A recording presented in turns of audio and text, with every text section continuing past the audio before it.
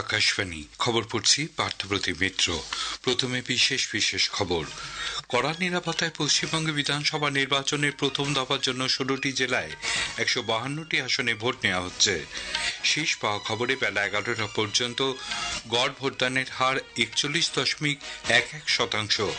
তামিলনাড়ুতে বেলা 11টা পর্যন্ত ভোট পড়েছে 37.56%। গুজরাটের উমরেদ ও মহারাষ্ট্রের বারামতি এবং রাহুরি বিধানসভা কেন্দ্রের উপনির্বাচনে ভোট গ্রহণ চলছে।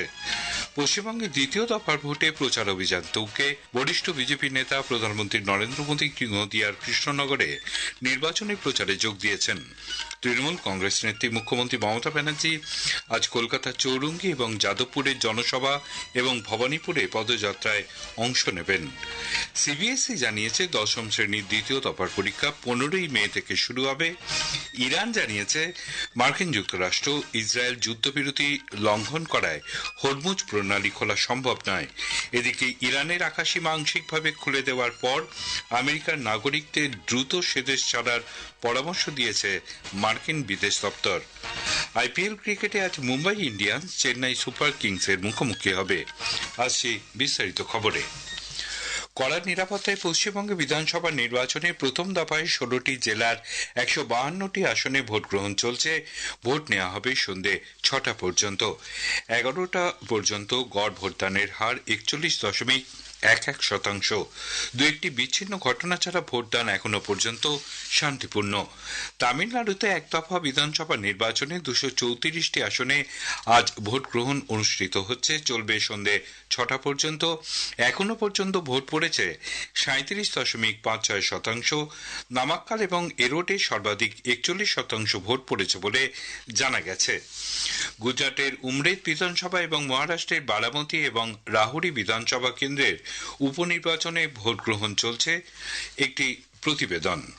রাজ্যে আজ বিধানসভা নির্বাচনের প্রথম দফায় ভোট গ্রহণ করা হচ্ছে 152টি বিধানসভা কেন্দ্রে। সকাল থেকে উৎসবের আমেজে চলছে ভোট গ্রহণ। তবে কয়েকটা জায়গা থেকে অশান্তির খবর পাওয়া গেছে। মুর্শিদাবাদের নওদার 173 নম্বর বুথের বাইরে হুমায়ুন কবিরের সঙ্গে কেন্দ্রীয় বাহিনীর বচসা হয়। ঘটনাস্থলে পুলিশ যায়। এছাড়া দক্ষিণ দিনাজপুরের কুমারগঞ্জ থেকে বিজেপি প্রার্থী শুভেন্দু সরকারকে মারধরের অভিযোগ আসে। এক্ষেত্রেও রিপোর্ট তলব করেছে কমিশন। রাজ্য নির্বাচন কমিশনের অতিরিক্ত মুখ্য নির্বাচনী আধিকারিক অরিন্দম নিয়োগী জানিয়েছেন, সকাল 11:30টা পর্যন্ত কমিশনের কাছে 266টি অভিযোগ আসে। এদিকে পশ্চিমবঙ্গের পাশাপাশি আজ ভোট গ্রহণ চলছে দক্ষিণ ভারতের রাজ্য তামিলনাড়ুতেও। সেখানে আজ 234টি বিধানসভা কেন্দ্রের জন্য ভোট গ্রহণ করা হচ্ছে। এছাড়া গুজরাটের একটি কেন্দ্রে এবং মহারাষ্ট্রের 2টি কেন্দ্রেও আজ উপনির্বাচন হচ্ছে। কাশফিন নাহার, আকাশবাণী সংবাদ, কলকাতা। পশ্চিমবঙ্গে প্রথম দফার ভোট গ্রহণের মধ্যে রাজ্যের দ্বিতীয় দফায় যেখানে যেখানে ভোট নেওয়া হবে সেই সব জায়গায় ভোটারদের মন জয়ের জন্য রাজনৈতিক দলগুলির প্রচার অভিযান তুঙ্গে। বিভিন্ন দলের তারকা প্রচারকরা ভোটারদের মন জয়ে মিটিং মিছিল জনসভা করছেন। বরিষ্ঠ বিজেপি নেতা প্রধানমন্ত্রী নরেন্দ্র মোদী নদিয়ার কৃষ্ণনগরে নির্বাচনী প্রচারে যোগ দিয়েছেন। তিনি বলেন, এ রাজ্যে এখনো পর্যন্ত ভোটদান শান্তিপূর্ণ। এর জন্য তিনি নির্বাচন কমিশন, সরকারি কর্মচারী এবং সাধারণ মানুষকে অভিনন্দন জানিয়েছেন।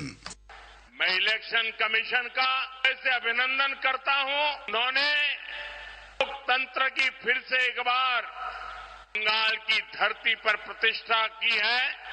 शांतिपूर्ण मतदान करवाने में इलेक्शन कमीशन की ये सफलता, मैं यहां के सरकारी कर्मचारियों का भी अभिनंदन करता हूं।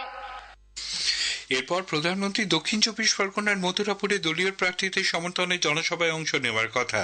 বিকেলে হাওড়ার বেলুড় মঠ দর্শন করে দলীয় প্রার্থীদের হয়ে রোড শো করবেন তিনি।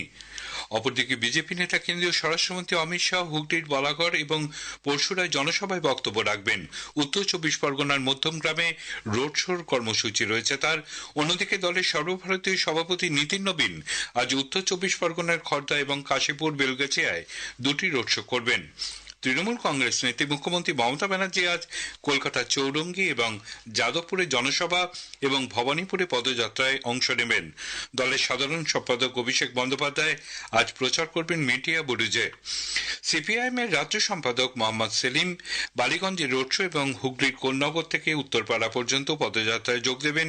দলীয় প্রার্থীর সমর্থনে যাদবপুরে জনসভায় উপস্থিত থাকবেন দলের সাধারণ সম্পাদক এম এ বেবি, প্রবীণ নেত্রী বৃন্দা করাত প্রমুখ।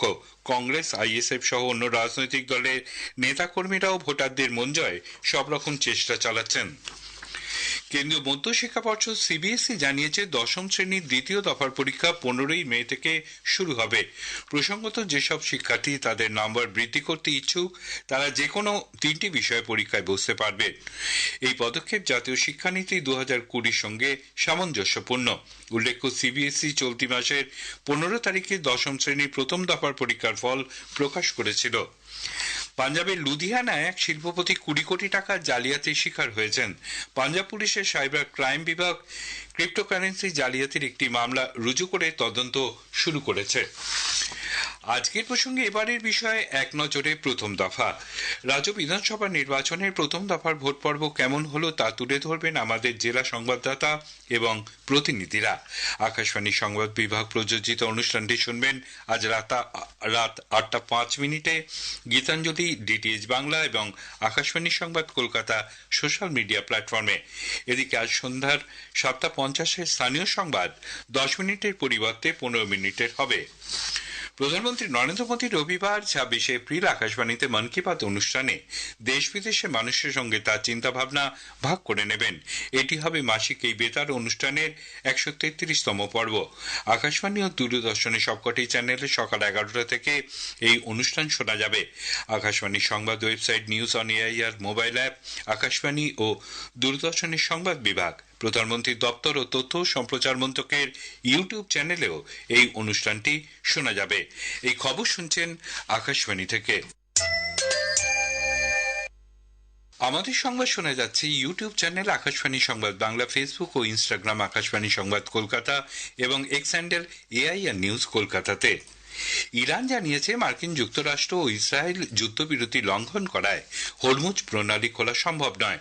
সামাজিক মাধ্যমের এক বার্তায় ইরানের প্রধান মধ্যস্থতাকারী মোহাম্মদ বাগের গালিবাফ বলেন, শুধু যুদ্ধবিরতি নয়, ইরানের বন্দরগুলির ওপর মার্কিন নৌ অবরোধ এবং ইসরায়েলের আগ্রাসী মনোভাবের কারণে এই সিদ্ধান্ত। ইরানের রাষ্ট্রপতি মাসুদ পেজেশকিয়ান জানান, তার দেশ আলোচনার জন্য সবসময় প্রস্তুত। এর আগে মঙ্গলবার রাতে মার্কিন প্রেসিডেন্ট ডোনাল্ড ট্রাম্প ইরানের সঙ্গে চলা যুদ্ধবিরতির মেয়াদ বাড়ানোর কথা ঘোষণা করেন। পশ্চিম এশিয়ার সংকটজনক পরিস্থিতির মধ্যেই ইরানের আকাশসীমা আংশিকভাবে খুলে দেওয়ার পর মার্কিন নাগরিকদের দ্রুত ইরান ছাড়ার পরামর্শ দিয়েছে মার্কিন বিদেশ দপ্তর। আঞ্চলিক পরিস্থিতি বিবেচনা করে দরকারে প্রতিবেশী দেশ হয়ে বিকল্প পথে ফিরতে বলা হয়েছে তাদের। যদিও ঝুঁকিপূর্ণ আফগানিস্তান বা ইরাককে এক্ষেত্রে এড়িয়ে চলতে সতর্ক করা হয়েছে নাগরিকদের। পেট্রোল ও ডিজেলের দাম বৃদ্ধি পেয়েছে বলে সামাজিক মাধ্যমে ছড়িয়ে পড়া খবর ভুয়ো বলে খারিজ করে দিয়েছে পেট্রোলিয়াম ও প্রাকৃতিক গ্যাস মন্ত্রক। এমন কোনো ভাবনা সরকারের নেই বলেও স্পষ্ট জানিয়ে দেওয়া হয়েছে।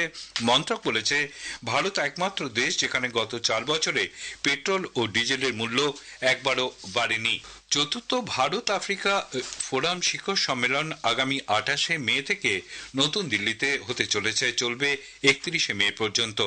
সম্মেলনের সূচনা উপলক্ষে আজ নতুন দিল্লিতে বিদেশমন্ত্রী ডক্টর এস জয়শঙ্কর বলেন, আন্তর্জাতিক ক্ষেত্রে জটিল ভূ রাজনৈতিক পরিস্থিতির মধ্যে ভারত আফ্রিকা কৌশলগত অংশীদারিত্ব অত্যন্ত তাৎপর্যপূর্ণ হয়ে উঠেছে।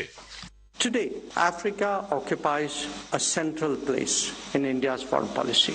The Viksit Bharat 2047 and Africa's Agenda 2063 are both complementary roadmaps which are geared towards prosperity and progress through sustainable growth and inclusive development. IPL ক্রিকেটে আজ মুম্বাই ইন্ডিয়ান্স চেন্নাই সুপার কিংসের বিরুদ্ধে খেলবে। মুম্বাইয়ের ওয়াংখেড়ে স্টেডিয়ামে খেলা শুরু হবে সন্ধ্যে 7:30। শেষ করার আগে খবরের বিশেষ অংশ আরও একবার। কড়া নিরাপত্তায় পশ্চিমবঙ্গ বিধানসভা নির্বাচনে প্রথম দফার জন্য 16টি জেলায় 152টি আসনে ভোট নেওয়া হচ্ছে। শেষ পাওয়া খবরে বেলা 11টা পর্যন্ত গড় ভোটদানের হার 41.11%। তামিলনাড়ুতে বেলা 11টা পর্যন্ত ভোট পড়েছে 37.56%। গুজরাটের উমরেদ এবং মহারাষ্ট্রের বারামতি ও রাহুরি বিধানসভা কেন্দ্রের উপনির্বাচনে ভোট গ্রহণ চলছে। পশ্চিমবঙ্গে দ্বিতীয় দফার ভোটে প্রচার অভিযান তুঙ্গে। খবর এখনকার মতো শেষ হলো, এরপরেই শুনুন স্থানীয় সংবাদ।